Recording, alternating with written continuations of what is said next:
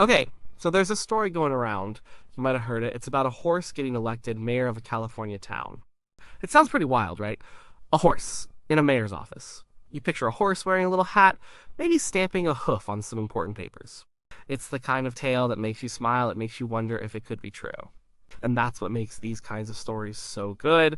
They stick with you. You tell them to your friends. People chuckle. They say, no way.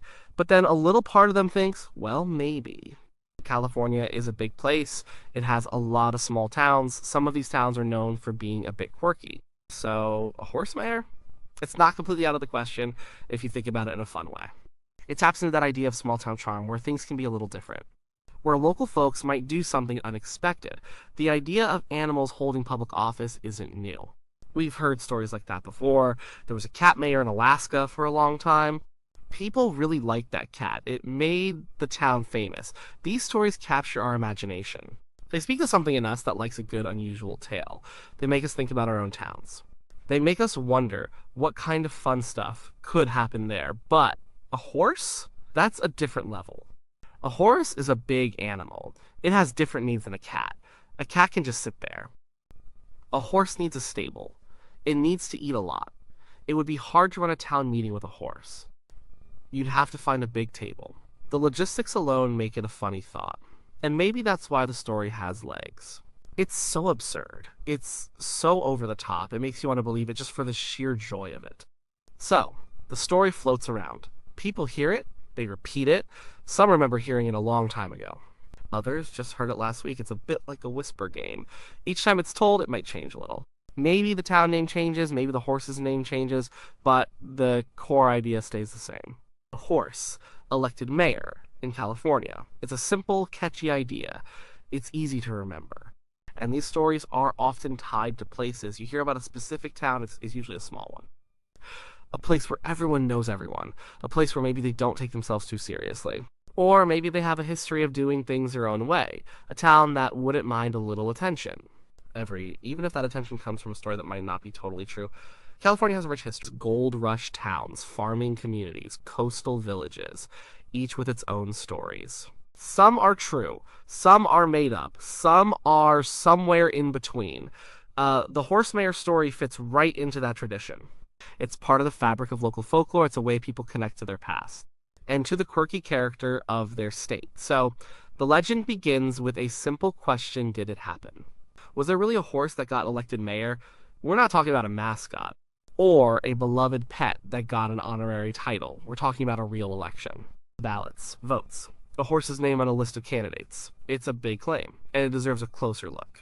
Because the truth, whatever it is usually more interesting than what we first assume. It tells us something about ourselves and about the stories we choose to believe.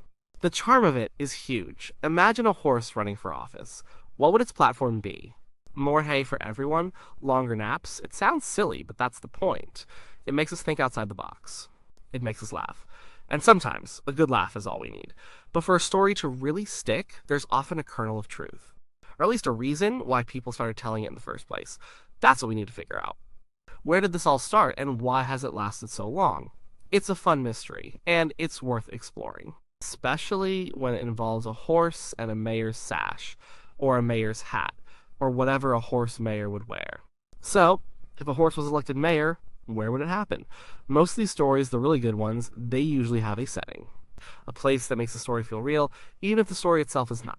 For the horse mayor tale, people often point to a small town in California. Maybe a town that's seen better days, or one that's always been a bit off the beaten path. A place that could use a good story to get people talking. You think about these kinds of towns. They often have one main street, a general store, maybe an old saloon, a town hall that looks like it's been there forever. The kind of place where local news is big news, and where a horse getting elected mayor would be the biggest news of all time. It would be something people would talk about for generations. It would be written down. It would be a proud part of the town's history. Some legends hint at a town from the Gold Rush era. These places popped up fast. They are full of rough and tumble characters, people who took risks. People who maybe didn't follow all the rules. A place like that could easily have a strange story attached to it. Miners might have been lonely, they might have gotten bored, they might have pulled a stunt just to get a rise out of folks. A horse mayor would fit that bill perfectly. It's a grand gesture. It's something to talk about around the campfire. And some towns in California are known for their local elections being a bit colorful. Sometimes the candidates are quirky. Sometimes the issues are strange. It's part of the small town charm. People are passionate about their community. They want their voices heard. And sometimes they express that in unusual ways. A protest vote, for example, could take many forms, and electing an animal, or at least trying to, might be one of them. Think about a town that's maybe struggling. Maybe tourism is down. Maybe the young people are moving away. What would bring people back? What would get reporters to come visit? A story about a horse mayor, that's what. It would put the town on the map. Even if it was just for a little while, even if it was for something completely silly. People love a good human interest story, and a horse interest story is even better. There isn't one specific town that everyone agrees on for this horse mayor story. That's part of the problem when you try to nail down a legend. It floats. It changes. But often, the story sounds like it happened somewhere like Idlewild. Or maybe some forgotten mining town deep in the Sierras. Or a small, quiet place along the coast. The details are always fuzzy, and that fuzziness is part of its charm. It allows people to fill in the blanks with their own ideas. But if we were to pick a likely spot, it would be a place that feels a bit isolated. A place where news travels slow, where local lore is strong, where people have a deep sense of community, and maybe a healthy dose of humor. They wouldn't take life too seriously. They'd enjoy a good prank. Or a good tall tale, and they'd be happy to keep it going. These towns often have a main street, a few shops, a local diner, maybe a historic building, and the people there, they know each other. They've known each other for years, generations even. They've seen a lot come and go. And they've probably heard every story under the sun. So, when the horse mayor story pops up, they might just smile. And they might say, oh, that old chestnut. Or they might even add a detail or two, making the story even richer. The specific name of the town isn't always important to the legend itself. It's the idea of the small California town, the one that could, the one that might, the one that's just far enough away from the big cities to do something like this and get away with it, or at least have the story spread without too much scrutiny. Because who's going to fact check a story from a tiny town in the middle of nowhere? Especially if it's a fun story. People like fun stories. They prefer them to boring ones. So, the stage is set. We have a concept. We have a general location. Now we need to see if it really happened. Or if it's just a really good story. So, we have this fun story about a horse mayor in California. The next step is to actually look for proof. This is where the rubber meets the road. Or, in this case, where the hoof meets the ballot box. If a horse was really elected mayor, there would have to be records. There would be newspaper articles, there would be town hall minutes. These kinds of things don't just disappear. Not something so big. You'd expect to find something in the local papers. Imagine the headline, Hearst wins mayoral race. That would be huge news, not just locally, but maybe even nationally. It would be a major talking point. Reporters would flock to the town. People would want to know all the details. What kind of horse was it? What were its campaign promises? How did it campaign? So you start looking. You go through old newspaper archives. You search for California towns. You search for words like horse mayor, animal elected, unusual election. And what do you find? Well, it's pretty quiet on that front. There are stories about beloved town mascots. There are stories about funny local quirks, but nothing about a horse actually getting elected mayor. Not in any official capacity. Then you think about town records. Every town keeps minutes of its council meetings. They list the elected officials, they record election results. If a horse truly won an election, its name would be there. Or at least the circumstances of such an unusual election would be discussed and documented. You'd find debates, you'd find resolutions, you'd find legal challenges probably, because an animal can't legally hold public office. And that's a big point right there. The law. For a person to be mayor, they have to be a person. They have to be of a certain age. They have to live in the town. They have to be able to make decisions. A horse, as much as we love them, can't do any of that. It can't read the budget, it can't sign ordinances, it can't preside over meetings. So even if a horse got the most votes, the election would likely be thrown out or declared invalid. There would be a whole legal process, and that process would leave a paper trail. But no such paper trail seems to exist. No court cases about a horse mayor, no news stories detailing the legal battle. Nothing that points to an actual legally binding election where a horse took office. It's just not there. The silence is pretty loud when you're looking for proof of something so extraordinary. This isn't to say that people haven't tried, or that animals haven't been symbolic figures. We know about Stubbs the cat, who was mayor of Talkeetna, Alaska for many years. But that was an honorary position. It was a tourist attraction. He wasn't officially on the ballot. He didn't preside over city council meetings. He was a beloved figurehead, a local celebrity. And that's a very different thing than being an actual elected mayor. The horse mayor story, it seems, falls more into the category of tall tale. A fun legend, something passed down through word of mouth, something that gets embellished over time. It's the kind of story that reflects a community's humor or its desire for a unique identity. But it doesn't seem to be based in fact, at least not in the way we usually think about facts. People might confuse a symbolic gesture with a real election. Maybe a local stable owner had a popular horse. Maybe people joked about voting for the horse. Maybe someone even wrote the horse's name on a few ballots as a gag. That kind of thing happens. People write in funny names, they make protest votes, but a few write-ins don't make a horse the actual mayor. So after looking through the places you'd expect to find the truth, it's clear. There's no official record, no historical documentation, no credible news reports from the time. The story, as charming as it is, appears to be just that, a story. A very good story. One that people love to tell, but not one that actually happened. It lives in the realm of folklore, not in the history books. And sometimes that's okay. Some stories are just meant to be enjoyed for what they are. A little bit of local magic, a bit of fun, a reminder that sometimes the most outlandish tales are the ones we hold onto the tightest, even if they turn out not to be true. So, we've looked for the facts, and the facts say a horse was not elected mayor of a California town. No official records, no news reports, no legal precedent, but the story still lives. It still gets told. Why is that? Why do these kinds of myths and hoaxes take hold? And why do they last so long? It comes down to a few things. First, people love a good story. Especially a quirky one. Something that breaks the norm. A horse mayor is just that. But it's unexpected, it's funny, it makes you think, it gives you something to talk about at a party. And in a world that can sometimes feel pretty serious, a bit of lighthearted weirdness is a welcome change. And then there's the element of local pride, or sometimes local self-deprecation. A town that tells a story like this might be saying, we're a unique place, we do things our own way, we don't follow the rules. It creates an identity. It makes the town stand out. Even if the story isn't true, it becomes part of the town's character. And people visit because they heard a funny story about the place. They want to see if the spirit of that story lives on. And let's be honest, sometimes people just want to believe. They want the world to be a little more magical, a little less predictable. The idea of a horse mayor fits that bill perfectly. It's a whimsical thought. It speaks to a desire for simplicity, maybe.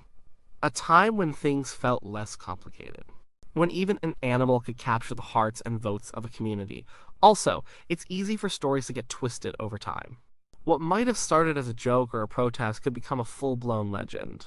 Imagine a group of friends having a few drinks. Someone says, what if we just voted for old Bessie for mayor? Everyone laughs, maybe they even write her name down. The next day, someone else tells the story, but they forget the just kidding part. And a legend is born. It's like the whisper game, but over decades, not just minutes. Sometimes these stories are used to promote a place. Tourism is a big deal for small towns. If you have a quirky legend, you can use it. You can sell t-shirts with a horse in a mayor's hat. You can have a horse mayor festival. It's good for business. It brings people in. The truth of the story becomes less important than its marketing potential. It's a good hook. We've seen other examples of this. Like I mentioned, Stubbs the cat in Talkeetna, Alaska. He was a beloved figurehead, a real cat, no doubt, but his mayoral role was honorary. It was a clever way to draw attention to the town. People went there just to see Stubbs. And that's exactly what these towns want. They want people to visit. They want their story to spread. There was also a dog named Duke that was elected mayor of Cormorant, Minnesota, also an honorary position. These real-life examples of beloved animal figureheads show us why the horse mayor story might seem believable. It taps into a real trend of people wanting to connect with animals in these public roles. They represent innocence. They represent a break from typical politics. They are a comfort. And that's a big part of it too. Politics can be messy, it can be divisive. The idea of an animal mayor is a nice escape from all of that. No scandals, no arguments. Just a simple, good-hearted animal. It's a fantasy of a simpler time. A wish for a less complicated world. So while the horse mayor story might not be true in the literal sense, it's true in another way. It speaks to our human desire for connection, for humor, for unique stories. It reflects the culture of small towns and their efforts to stand out. It shows how easily a legend can grow from a kernel of an idea, a joke, or even just a wistful thought. The lack of concrete evidence doesn't kill the story. Instead, it makes it more mysterious. It allows it to keep floating, changing shape, and charming new generations, and that, in itself, is a kind of power. The power of a really good, unbelievable tale. So, after all this looking around, what's the real answer? Did a horse get elected mayor of a California town? No, not in any real, official, legal way. There are no records, no news stories, no actual evidence to back up the claim. The idea of a horse mayor casting votes or signing papers is a fun thought, but it just didn't happen. But here's the thing, even though it didn't happen, the story still matters. It's important to understand why these kinds of stories stick around. It tells us a lot about people and about how we make sense of our world. The horse mayor story is a classic example of an urban legend, or maybe a rural legend. It's a tale that gets passed down, it grows with each telling. It captures the imagination, and it often fills a need for entertainment, a need for a local identity, a need to feel connected to something bigger or funnier than everyday life. These stories often come from a place of affection. People love their animals, they love their towns, and they love to laugh. The idea of a horse mayor combines all of these things. It's a whimsical thought that makes people smile. It creates a shared experience, a moment where everyone can agree that something so silly would be pretty great if it were true. And that's the power of folklore. It doesn't have to be true to be meaningful. A story can teach us something. It can bring us together. It can simply make us happy. The horse mayor story does exactly that. It reminds us that sometimes the world can be a little bit magical, even if that magic is just in our minds. We also see how people might confuse a genuine local celebrity, an animal mascot, with an actual elected official. As we talked about, there are real instances of towns adopting animals as beloved figureheads. They get honorary titles, they draw tourists, they become symbols of their communities. These are real stories, and it's easy to see how one of these might get exaggerated over time until an honorary mayor becomes a truly elected one in the telling. But the key difference is always the legal part. An honorary title doesn't mean the animal is actually making decisions. It doesn't mean they're officially holding office, it's a symbolic role, a fun role. And that's what the horse mayor story likely stems from. A deep affection for animals, a local sense of humor, and a desire to stand out. So, the next time you hear the story about the horse mayor in California, you'll know the truth. And it's not a historical fact, but you also know why it continues to be told. It's a testament to our love for quirky tales. It's about the unique character of small towns, and it's about the simple joy of an impossible yet charming idea. These kinds of myths remind us that life doesn't always have to be so serious. It's okay to have a bit of fun, to tell a tall tale, to imagine a world where a horse could actually run a town. And maybe, in some ways, a horse would be a pretty good mayor. No long speeches. No backroom deals. Just a steady presence, a love for carrots, and maybe, just maybe, a quiet wisdom that we could all learn from. The legend of the horse mayor will probably keep going. It's too good to just fade away. And that's a fine thing. It's a part of California's unofficial history now, a part of its charm. And a fun little mystery to ponder whenever you hear it. It's a story that proves that sometimes the most enduring truths are found not in the facts, but in the spirit of a good tale.